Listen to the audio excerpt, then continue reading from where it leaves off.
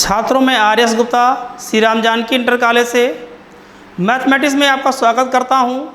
इसके previous video में आपने देखा था आव्यूह के बारे में। आज हम चर्चा करेंगे डिटर्मिनेंट के बारे में, जिसे हिंदी में सारणिक कहते हैं।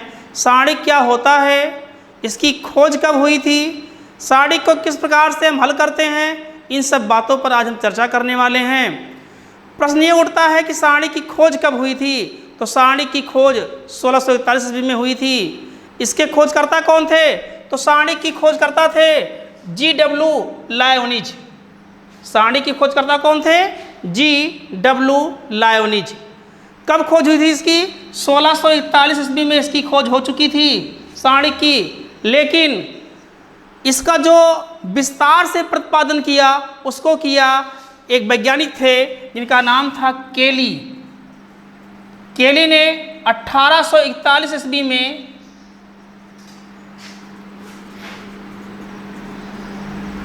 सारणिक के संकेत को प्रतिपादित किया।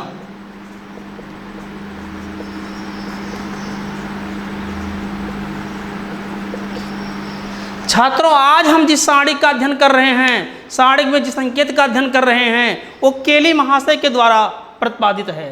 प्रश्न ये उठता है कि वास्तव में सारणिक है क्या और किस प्रकार से इसकी खोज हुई है। इन सब प्रश्नों का हम समाधान करने वाले हैं। प्रश्न में सारणिक क्या होता है, इस बात पर हम विचार करते हैं। सारणिक क्या है, किसी वर्ग आव्यूह को किसी निश्चित संख्या के माध्यम से व्यक्त करना ही सारणिक कहलाता है। तो डेफिनेशन क्या होगी इसकी कि किसी भी वर्ग आव्यूह को, कोई भी वर्ग आव्यूह है, उस वर्ग आव्यूह को किसी भी संख्या से, कैसी संख्या होगी, वो संख्या हमारी किसी प्रकार की हो सकती है, क्या करेंगे उसको संबद्ध करना, क्या कहलाएगा, सारणिक कहलाएगा। यानी कि किसी भी वर्ग आव्यूह को एक संख्या, चाहे वो वास्तविक हो चाहे काल्पनिक हो, इससे संबंध करना क्या कहलाता है, सारणिक कहलाता है। सारणिक को डेट ए या डेटल ए या डेल से व्यक्त करते हैं। इसकी खोज किसने किया था, इसकी खोज G.W. लायोनिज ने 1641 में किया था। बाद में केली महाशय ने 1841 ईस्वी में सारणिक के संकेत को प्रतिपादित किया। अब प्रश्न ये उठता है कि अगर हमारे पास कोई वर्ग आव्यूह है तो उसको हम सारणिक के फॉर्म में लिखते कैसे हैं। तो दिखाते हैं आपको इस बात को। हमारे पास एक वर्ग आव्यूह A है जिसके एलिमेंट कौन कौन से हैं, 4, 6, 8, 2। अब क्या करेंगे, इस वर्ग आव्यूह को हम सारणिक के फॉर्म में कैसे व्यक्त करते हैं। तो इसको लिखेंगे det A equal to, vertical line खींचेंगे, आव्यूह के एलिमेंट को क्या करते हैं हम वर्टिकल लाइनों के मध्य में रखते हैं। ये हमारा क्या हो गया, 4, 6, 8, 2 हो गया। इस प्रकार से हमने देखा कि हम वर्ग आव्यूह ए को सारणिक के फॉर्म में लिख सकते हैं। ये हमारा क्या बन गया, सारणिक बन गया। तो छात्रों, आपने देखा कि कैसे हम किसी भी वर्ग आव्यूह को सारणिक के फॉर्म में लिख सकते हैं। अब सारणिक को हल कैसे करते हैं, इस पर हम चर्चा करते हैं। तो सारणिक को हल करने की विधि, छात्रों हम हल करने वाले हैं सारणिक को। सारणिक को हल करने के पूर्व हमें जानना होगा कि सारणिक की कोड क्या होती है। जिस प्रकार से मैट्रिक्स की कोड होती है उसी प्रकार से सारणिक की कोड होती है। सारणिक भी जितने प्रकार के वर्ग आव्यूह पाए जाएंगे उतने प्रकार के सारणिक भी पाए जाएंगे। क्यों, क्योंकि सारणिक क्या होता है, वर्ग आव्यूह से ही संबंधित होता है। हम चर्चा करते हैं यहाँ पर प्रथम कोड की सारणिक। प्रथम कोड का आव्यूह क्या होता है, प्रथम कोड का आव्यूह A इक्वल टू, मान लो हमारे पास दिया गया है 4। अब इसकी सारणिक क्या बनेगी, इसका सारणिक निकालेंगे तो लिखेंगे det A equal to 4 equal to 4 आएगा। मतलब क्या हुआ, मतलब ये हुआ कि किसी भी प्रथम कोड के आव्यूह का सारणिक वही संख्या हो जाएगी। किसी भी प्रथम कोड के आव्यूह का सारणिक वही संख्या हो जाएगी। एक एग्जाम्पल और लेता हूँ। हमारे पास मान लो दिया गया है matrix A equal to A। इसका अगर हम निकालेंगे, सारणिक निकालेंगे, तो सारणिक क्या लिखेंगे, det A equal to det A equal to A। छात्रों यहाँ विशेष ध्यान देने की बात है कि ये मॉड नहीं है। ये मॉड नहीं है, बल्कि क्या है ये डेट ए है, इसे कहते हैं डिटरमिनेंट ऑफ ए। अब इसके बाद हम देखते हैं कि दो कोड का, जो द्वितीय कोड का सारणिक है उसको किस प्रकार से सॉल्व करते हैं, उसकी वैल्यू क्या आती है। तो द्वितीय कोड की सारणिक, मान लीजिए हमारे पास एक आव्यूह है ए इक्वल टू 4682। क्या करेंगे, इसको हम, इस आव्यूह को हम सारणिक के फॉर्म में व्यक्त करेंगे। तो क्या लिखेंगे भाई, इसको लिखेंगे हम डेट ए इक्वल टू 4682। बेटा ये जो है आव्यूह के फॉर्म में है और ये किसका संकेतन है, ये संकेतन है सारणिक का। कैसे हल करते हैं, इसको हल करने के लिए राइट, ये राइट साइड का है, ये लेफ्ट साइड का है, राइट साइड के विकर्ण को मल्टीप्लाई करेंगे। ये कैसा होता है, पॉजिटिव होता है। क्या करेंगे, हम लिखेंगे 4 × 2। राइट साइड का विकर्ण जो होता है वो पॉजिटिव होता है और लेफ्ट का विकर्ण कैसा होता है, निगेटिव होता है। तो माइनस लगा देंगे, यहाँ पर लिखेंगे क्या 8 × 6। इसकी वैल्यू क्या आएगी, इसकी वैल्यू आएगी, इसको सॉल्व कर लेंगे, सॉल्व करने के बाद इसकी वैल्यू क्या आएगी 40 हो जाएगी। क्या किया मैंने, राइट साइड के विकर्ण को मल्टीप्लाई करेंगे, कैसा होगा, ये पॉजिटिव होगा। फिर माइनस लेफ्ट साइड के विकर्ण को सॉल्व करेंगे, कैसा होगा, ये निगेटिव होगा। यानी कि 2 का गुणा किससे किया मैंने, 4 से, तो 2 चौको 8 हो गया, माइनस 8 गुणा किया मैंने 6 से, तो 8 × 48 हो गया। इसको सॉल्व कर लेंगे, 40 आएगा। इस प्रकार से इस डिटर्मिनेंट की वैल्यू क्या आ गई, -40 आ गई।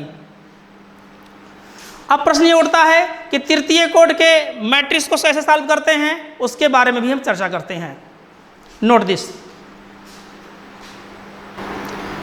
छात्रों, तृतीय कोड की सारणी को सॉल्व कैसे करते हैं इस बात पर हम चर्चा करेंगे। यहाँ मान लीजिए कि हमारे पास एक तृतीय कोड का मैट्रिक्स दिया गया है A1, कोई मैट्रिक्स मान लेता हूं मैं 2 4 6 8 9 3 4 8 2। अब करना क्या है, मैट्रिक्स है, इस मैट्रिक्स का मुझे निकालना है डिटर्मिनेंट यानी सारणिक निकालना है। तो कैसे निकालेंगे, लिखेंगे हम डेट ए इक्वल टू 2 4 6 8 9 3 4 8 2। ये हमारा मैट्रिक्स है, ये हमारा क्या बन गया, सारणिक बन गया। अब इस सारणिक को हल करना है। इस सारणिक को मैं किसी भी पंक्ति, किसी भी स्तंभ के सापेक्ष हल कर सकता हूँ, लेकिन शुरुआत में आप लोग पहली पंक्ति से हल करना सीखेंगे। उसके बाद हम अगले वीडियो में आपको विस्तार से इसके बारे में समझाएंगे कि हम किसी भी पंक्ति, किसी भी कॉलम के सापेक्ष सारणिक को हल कर सकते हैं। यहाँ क्या करेंगे, यहाँ पे इसको हल करने वाले हैं तो लिखेंगे डेट ए इक्वल टू, ध्यान दीजिए ये पहला एलिमेंट है, ये दूसरा है, ये तीसरा है। ये किसका है, ये पहली पंक्ति पहले कॉलम का एलिमेंट है। ये कौन सा है, ये पहली पंक्ति दूसरे कॉलम का एलिमेंट है और ये पहली पंक्ति तीसरे कॉलम का एलिमेंट है। यहाँ पर होता क्या है, होता ये है कि इसको कहते हैं A11, क्या कहते हैं A11, इसको कहते हैं A12, इसे कहते हैं A13। यहाँ पर अगर हम लेंगे A11 तो इसका जो है A11 हो जाएगा। कहोगे ये क्या है भाई, ये इसका जो है कोफैक्टर है, प्लस A12 तो यहाँ पर क्या आएगा A12 आएगा और प्लस A13 तो यहाँ पर कितना आएगा A13 हो जाएगा। अब कोफैक्टर कैसे मालूम करते हैं, अगर इसको पढ़ाना चालू करेंगे हम तो ये बहुत लंबा बन जाएगा, इसलिए इतना जानते रहो कि जहाँ पर ये इनका योग जो है सम आएगा A11 अर्थात 1 + 1 2 होगा, सम होगा, वहाँ पर पॉजिटिव होगा और जहाँ पर विषम होगा वहाँ पर नेगेटिव होगा।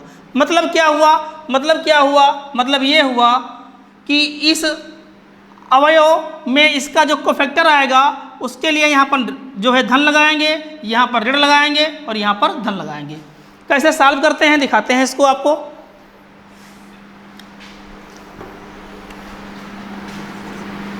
2 को लिया, जिस एलिमेंट को लेंगे उसका संगत पंक्ति और उसका संगत कॉलम को छोड़ देंगे। इतने पार्ट को आपको छोड़ देना है। बचेगा कौन? बचेगा हमारा 9 3 8 2।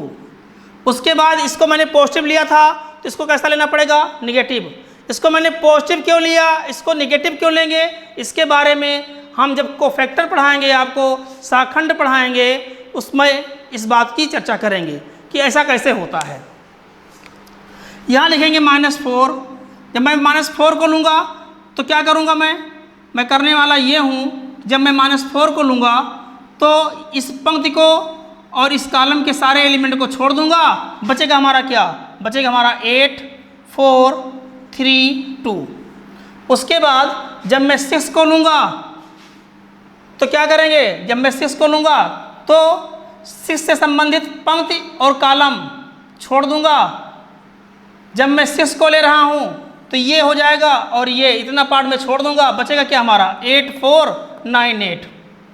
तो 8 4 9 8। इस प्रकार से देखा मैंने कि इस 3 गुणे 3 क्रम के मैट्रिक 3 गुणे 3 क्रम के सारणिक को मैंने 2 क्रम के सारणिक में कन्वर्ट कर दिया। ये तृतीय कोड का सारणिक था, इसको मैंने क्या किया? द्वितीय कोड के सारणिक में कन्वर्ट कर दिया। अब इसको सॉल्व करना सिखा चुके हैं आपको कैसे होगा। तो यहाँ पर इसका मल्टीप्लाई इससे होता है, राइट साइड का जो विकर्ण होता है उसका जो है चिन्ह पॉजिटिव होता है और लेफ्ट साइड वाला कैसा होता है? वो निगेटिव होता है।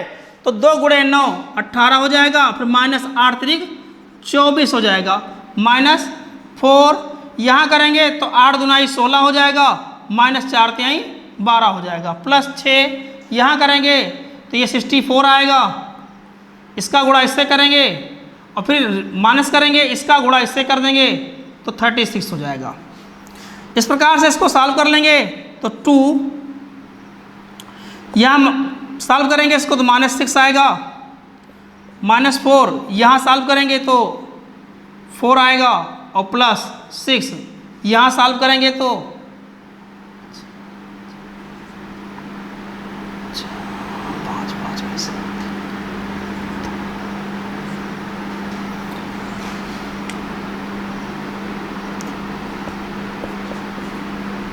इसको मल्टीप्लाई कर लेंगे, 2 छंग 12 हो गया, -4 चौक 16 हो जाएगा और +8 छंग 48,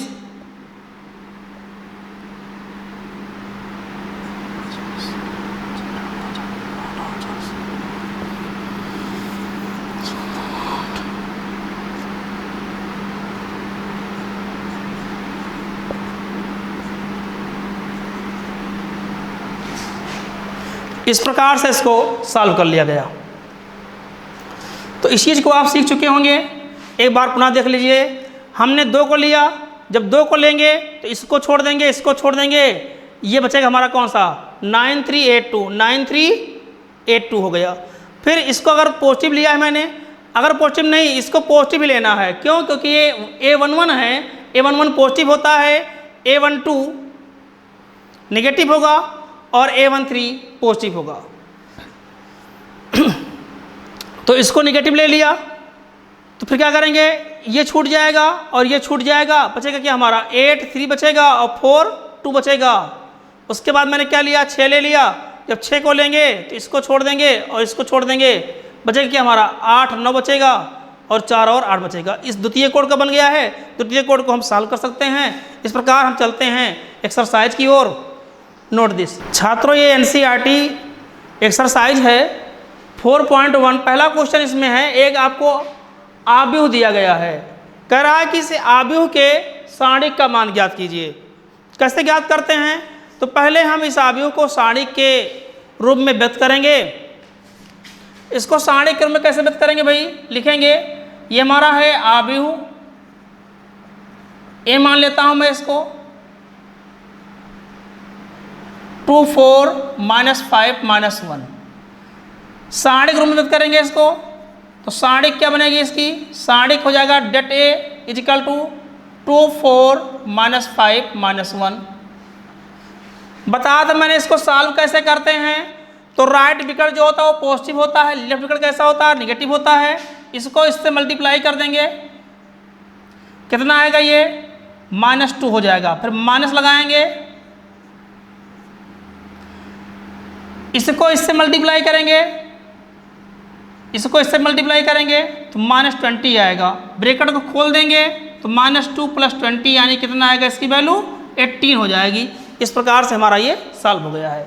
नोट दिस छात्रों, क्वेश्चन नंबर 2 है, 2 पार्ट में है, इसको सॉल्व करना है। ये किस रूप में है, ये सारणिक के रूप में है। इसको हल करते हैं। कैसे हल करेंगे आप बता चुके हैं कैसे हल होता है। इसमें करते क्या है, राइट विकल्प को मल्टीप्लाई करेंगे इससे, तो कास गुणे कास कितना हो जाएगा हमारा, ये cos स्क्वायर थीटा होगा, फिर माइनस क्या करेंगे भाई, इसका गुणा इससे कर देंगे ऐसे।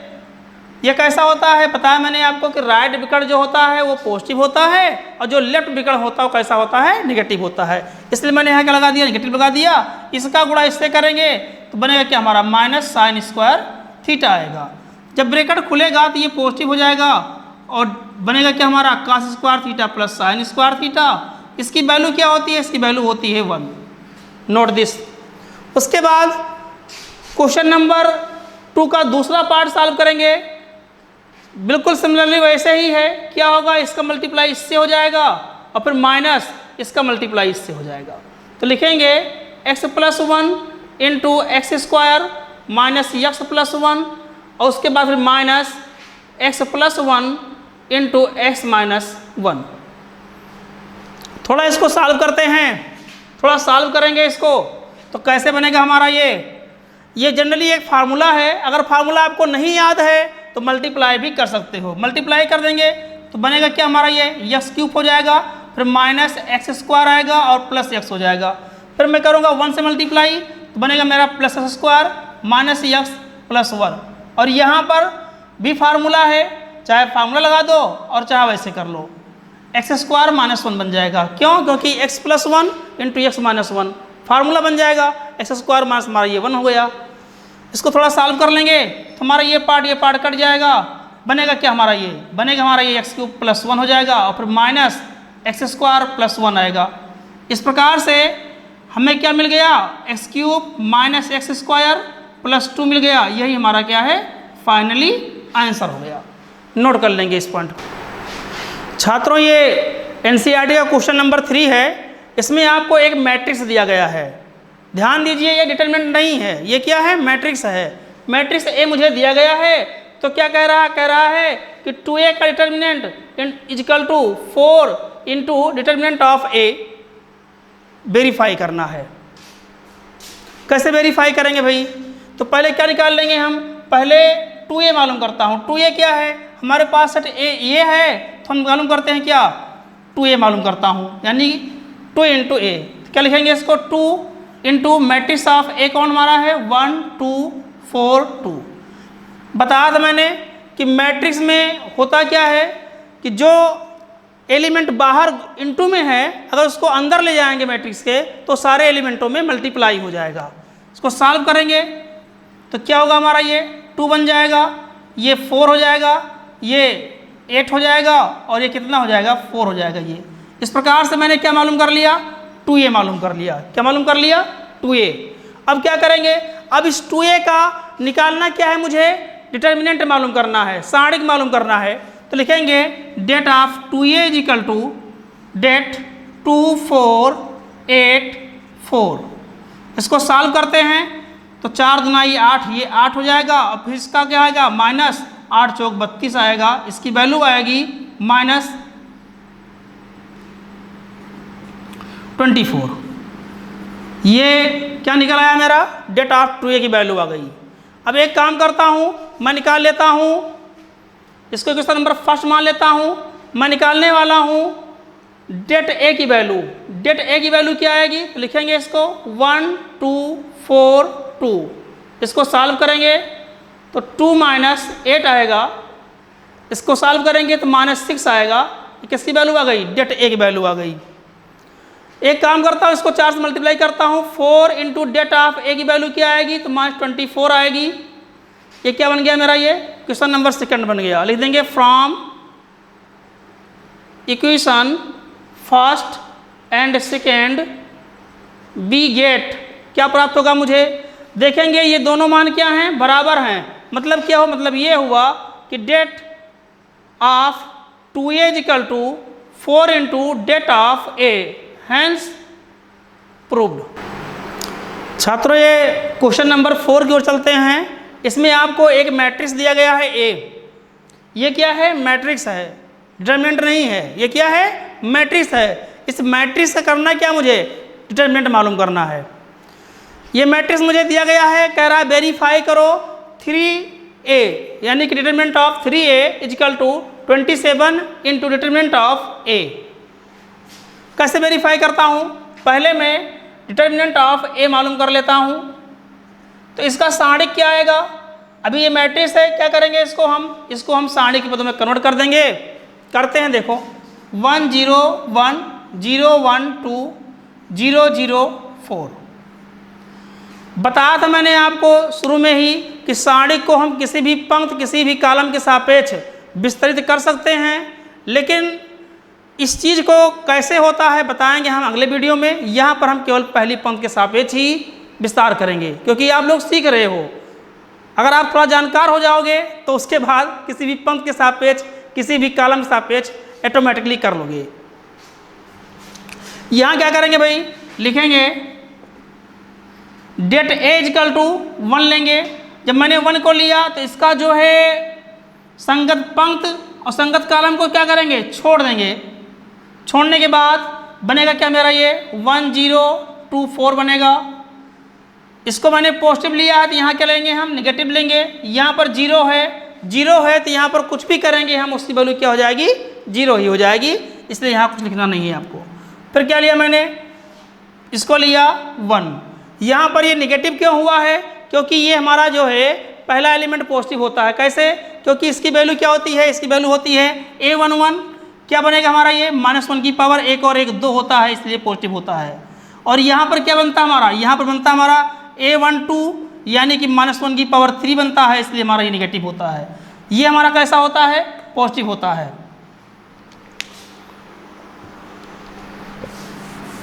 क्या करेंगे फिर, अब हम 1 लिए हैं, तो जब 1 लिए हैं तो इसकी संगत पंक्ति कौन हो जाएगी, ये हो जाएगी, इसको छोड़ देंगे। कॉलम कौन होगा, ये होगा, इसको छोड़ देंगे। बनेगा हमारा क्या, बनेगा हमारा 0 1 0 0। इसी को सॉल्व कर लेंगे भाई। सॉल्व करेंगे तो 4 -0, यहाँ पर कुछ आएगा नहीं, यहाँ पर क्या आएगा, 0 -0। इसकी वैल्यू क्या आ गई भाई, डेट ए की वैल्यू आ गई 4। अब क्या करेंगे हम, अब करने वाले हैं हम 3 इंटू ए निकालने वाला हूँ। 3 इंटू ए क्या है, इसको मानता हूँ मैं क्वेश्चन नंबर फर्स्ट। 3 इंटू ए क्या है, ये हमारे पास मैट्रिक्स ए है। इसी मैट्रिक्स ए में मैं 3 से मल्टीप्लाई करने वाला हूँ। लिखूँगा 3 इंटू मैट्रिक्स ऑफ 1 0 1 0 1 2 0 0 4। मैट्रिक्स का गुणधर्म क्या होता है कि जब हम यहाँ 3 आगे है, इसको अंदर ले जाएंगे, मैट्रिक्स के एलिमेंट में ले जाएंगे, तो क्या होगा, ये पूरे एलिमेंटों में मल्टीप्लाई हो जाएगा। तो 3 को गुणा करेंगे 1 से, 3 हो जाएगा, -3 0 3। इसमें गुणा करेंगे पूरी पंक्ति में तो 0 3 3 2 6 हो जाएगा। ये यहाँ पर आएगा 0 0 3 चौक 12 हो जाएगा। सब में मल्टीप्लाई कर दिया मैंने। अब क्या करेंगे भाई, ये हमारा जो है मैट्रिक्स है, क्या करेंगे, निकाल लेंगे इसका डिटर्मिनेंट। तो determinant of 3a equal to, अब ये सारणिक बन गया यहाँ से 3 0 3 0 3 6 0 0 12। इसको सॉल्व कर लेंगे। सॉल्व कैसे करेंगे भाई, 3 लिया मैंने तो क्या कर देंगे, जब 3 मैंने लिया है तो इसका संगत कॉलम और संगत पंक्ति को छोड़ देंगे। बनेगा क्या हमारा, 3 6 बनेगा, 0 और 12 बन जाएगा। 0 लेंगे माइनस करके, सारे एलिमेंट 0 हो जाएंगे, जो भी मल्टीप्लाई करेंगे सब 0 हो जाएगा, उससे कोई मतलब नहीं मुझे। हम लेंगे क्या, फिर इस वाले 3 को लेंगे। जब मैंने इस 3 को लिया है तो ये पूरी पंक्ति, ये पूरा कॉलम छूट जाएगा, बचे कौन हमारा 0 0 3 0। इनको हल कर लेंगे, 3 इंटू इसको कर लेंगे, 12 यहाँ 36 हो जाएगा, -6 सुनाई 0 हो जाएगा, -0 + 3 यहाँ हल करेंगे 0 -0 आएगा। इसको हल करेंगे 108 आ गया। इसको लिख सकता हूँ मैं 3a equal to 27 into 4, 27 into 4। समीकरण 1 से देखेंगे बेटा कि 4 की वैल्यू क्या है, तो कहोगे डेट ए है। तो क्या कर देंगे, समीकरण 1 से क्या कर देंगे हम, 4 का मान लगा देंगे। इसकी वैल्यू क्या है, 3a equal to det 3a equal to हो जाएगा 27 इंटू इस 4 की वैल्यू क्या है, यहाँ से देखो 4 की वैल्यू क्या है हमारा, डेट ए है, डेट ए हो जाएगा ये।